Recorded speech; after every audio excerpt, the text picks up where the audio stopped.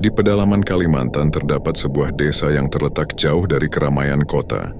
Desa yang dihuni oleh suku Dayak ini dikenal dengan kehidupan yang tenang dan damai. Warga desa ini hidup dengan cara tradisional, bergantung pada hasil hutan dan pertanian.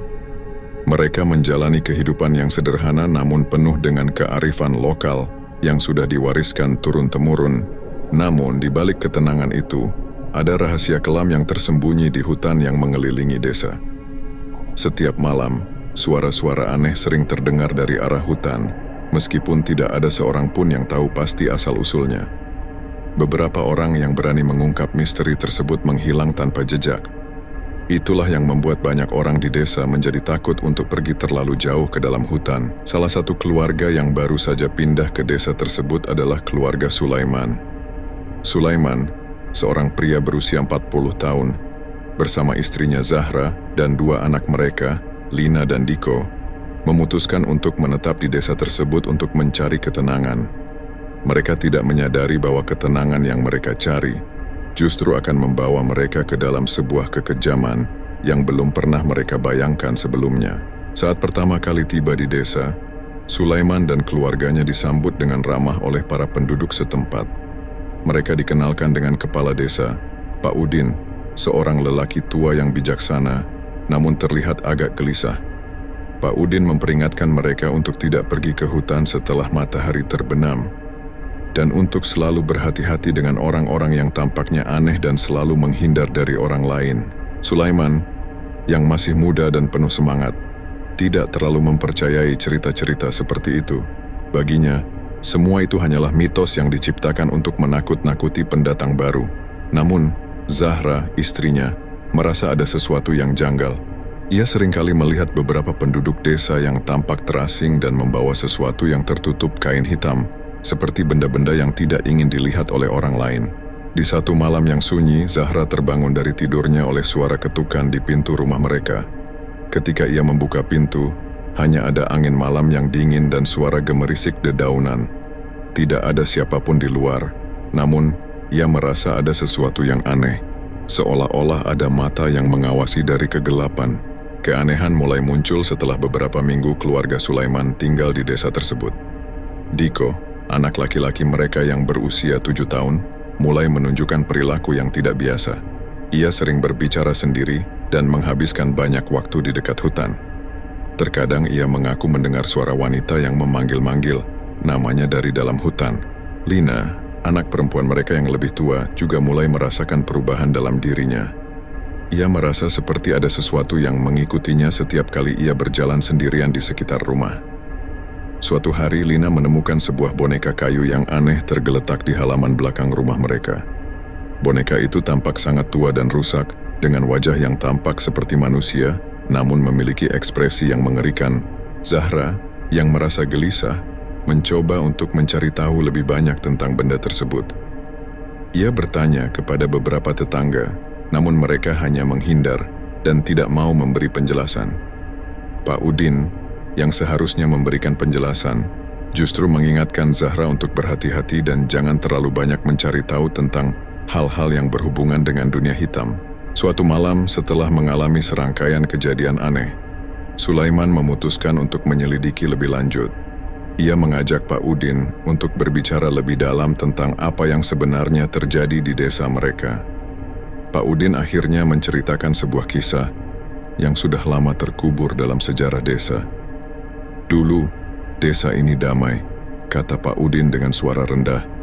Namun, beberapa tahun yang lalu, ada seorang wanita yang dikenal sebagai Raya. Dia adalah seorang wanita cantik, namun memiliki kekuatan yang sangat besar. Kekuatan yang datang dari ilmu hitam, ilmu santet. Raya adalah seorang wanita yang dikenal sangat baik oleh penduduk desa. Namun, beberapa orang mulai merasa ada yang tidak beres setelah beberapa peristiwa aneh terjadi, seperti kematian mendadak orang-orang yang sehat dan kuat.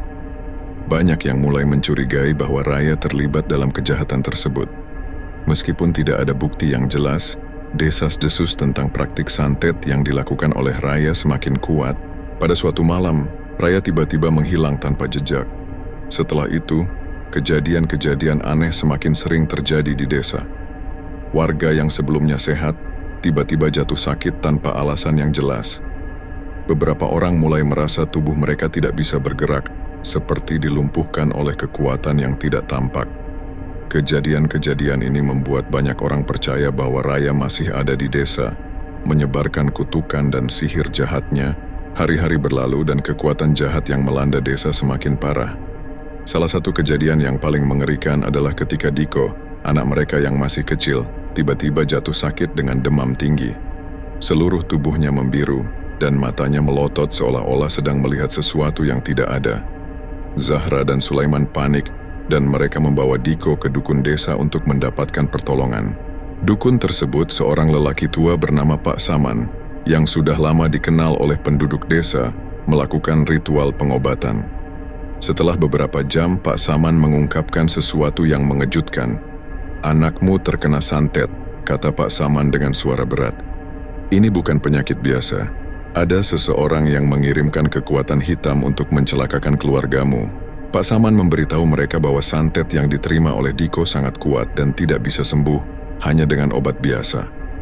Untuk mengatasi hal itu, mereka harus menghadapi sumber dari kekuatan jahat tersebut. Namun, Pak Saman juga memperingatkan bahwa melawan santet bukanlah hal yang mudah, karena kekuatan yang menguasai mereka sangat kuat dan sulit untuk dihapuskan. Sulaiman dan Zahra, yang terkejut dengan pengakuan Pak Saman, akhirnya memutuskan untuk mencari tahu siapa yang mengirimkan santet tersebut. Mereka mulai berbicara dengan beberapa penduduk desa yang masih mau memberikan informasi. Perlahan-lahan mereka menemukan bahwa semua kejadian aneh yang terjadi di desa ini bisa ditelusuri kembali kepada seorang wanita tua yang tinggal di tepi hutan, yang dikenal sebagai Ibu Siti. Ibu Siti, yang dikenal memiliki kekuatan mistis dan dapat berkomunikasi dengan dunia roh, ternyata adalah orang yang terlibat dalam santet tersebut. Ibu Siti, yang sebenarnya merupakan murid dari Raya, berusaha untuk membalas dendam terhadap desa yang telah menyingkirkan gurunya beberapa tahun yang lalu. Dia melakukan praktek santet untuk membuat penduduk desa merasakan penderitaan yang sama. Dengan bantuan Pak Saman dan beberapa orang desa yang masih percaya pada kebaikan, Sulaiman dan Zahra melakukan ritual untuk menghancurkan kekuatan santet yang telah menguasai keluarga mereka. Mereka pergi ke hutan, tempat Ibu Siti tinggal, untuk melakukan konfrontasi akhir. Di dalam hutan yang gelap dan mencekam, mereka menemukan Ibu Siti yang sedang melakukan ritual hitam. Dengan bantuan kekuatan dari Pak Saman, mereka berhasil mengusir Ibu Siti dan menghancurkan santet yang telah mengikat keluarga mereka. Namun meskipun Ibu Siti berhasil diusir, dampak dari kekuatan santet tersebut tetap terasa. Desa itu yang dahulu damai, kini dikelilingi oleh bayang-bayang kegelapan, dan nama Raya dan Ibu Siti tetap menjadi legenda yang menakutkan di kalangan warga.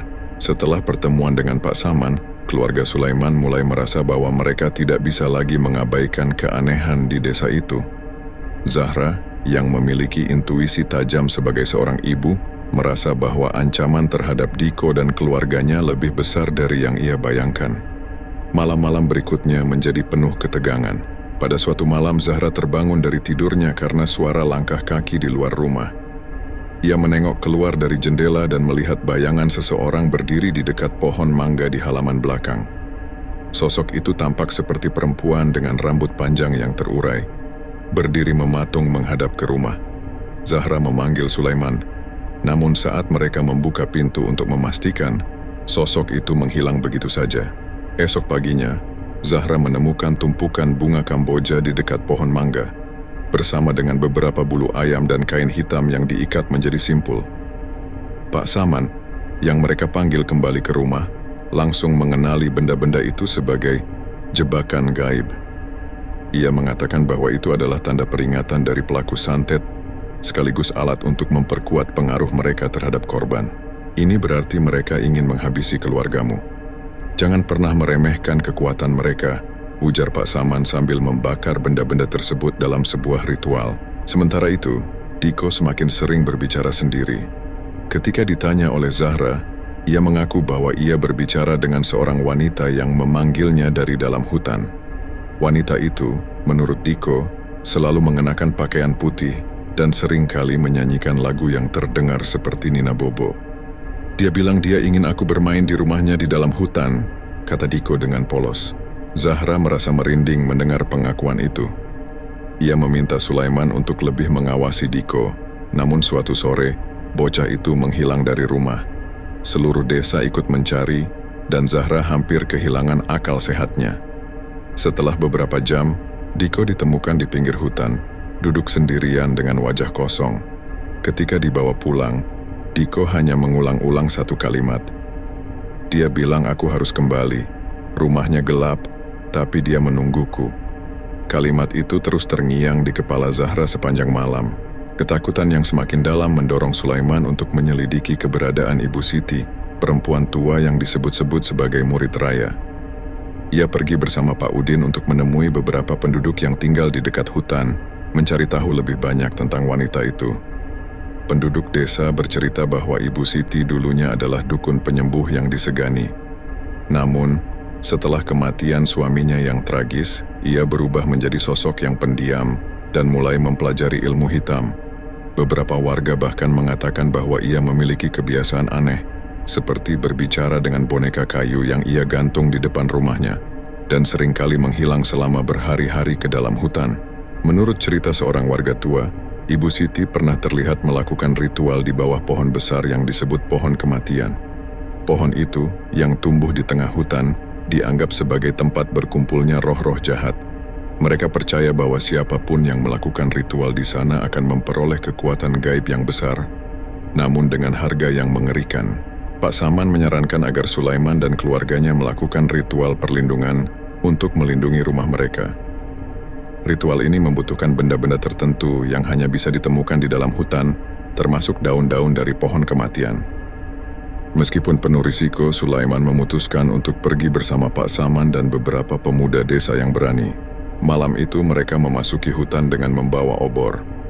Suasana di dalam hutan begitu sunyi, hanya diiringi oleh suara angin dan gemerisik dedaunan. Semakin jauh mereka masuk, hawa di sekitar mereka terasa semakin berat, seperti ada sesuatu yang mengawasi dari kegelapan. Ketika mereka tiba di pohon kematian, mereka menemukan sisa-sisa ritual yang dilakukan Ibu Siti. Ada boneka kayu yang diikat dengan tali rafia, berlumuran darah kering, serta kain hitam yang dipenuhi dengan simbol-simbol aneh. Pak Saman mulai membaca mantra untuk membersihkan tempat itu.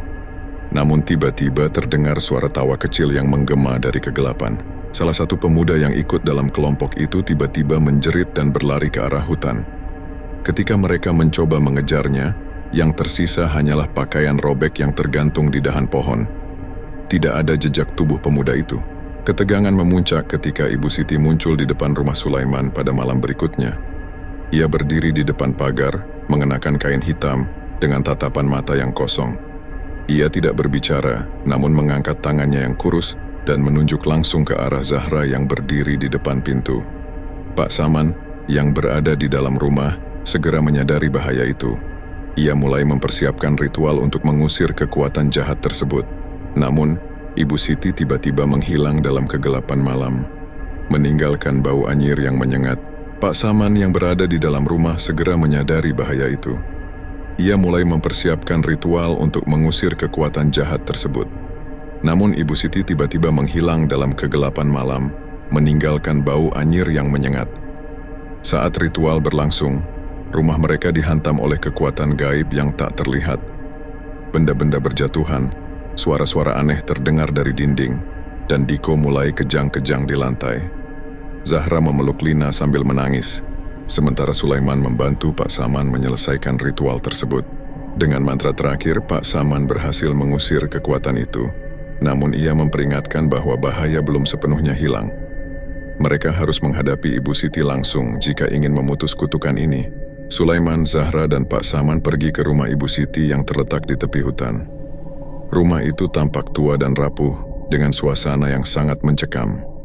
Ketika mereka masuk, mereka menemukan boneka kayu yang sama seperti yang pernah ditemukan Lina, disusun dalam lingkaran di tengah ruangan. Di dinding ada gambar keluarga mereka yang dicoret dengan darah. Ibu Siti muncul dari bayang-bayang, wajahnya penuh kebencian.